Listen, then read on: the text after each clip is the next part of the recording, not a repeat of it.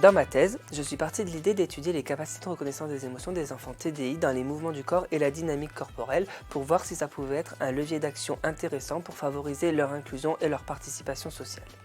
Nous avons pour cela développé une première étude sur ordinateur dans laquelle on présentait des vidéos d'expression corporelle des émotions et où les enfants devaient répondre à l'aide des touches du clavier l'émotion reconnue. Dans cette étude, on a fait le choix de présenter des vidéos d'expression corporelle des émotions réalisées auprès de personnes typiques pour comparer les performances en reconnaissance des émotions d'enfants typiques et TDI.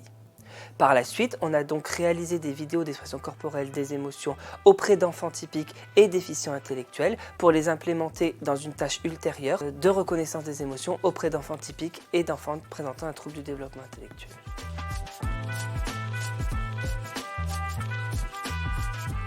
Nous avons ainsi récolté les données de recherche auprès d'environ 140 enfants typiques et 40 enfants déficients intellectuels, âgés de 4 à 18 ans et qui présentaient une grande hétérogénéité dans leurs performances cognitives et intellectuelles. Ces grands échantillons nous ont permis de constituer des groupes appariés, c'est-à-dire qu'on a apparié un enfant au développement typique avec un enfant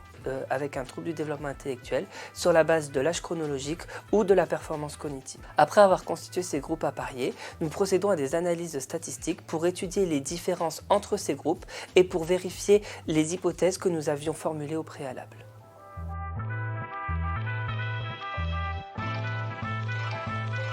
Dans un projet de recherche, on a beau essayer de tout prévoir et de tout anticiper, que ce soit les dispositifs expérimentaux, les autorisations éthiques ou réglementaires, ou encore le recrutement des participants ou l'analyse des données, il peut y avoir à chaque étape du processus des obstacles à leur bon déroulement. Parfois, je parviens à les anticiper, alors que d'autres fois, ça demande de rebondir ou de s'ajuster. C'est ça aussi le travail de recherche, de tirer profit de ces imprévus pour faire évoluer son raisonnement et faire avancer le travail de recherche.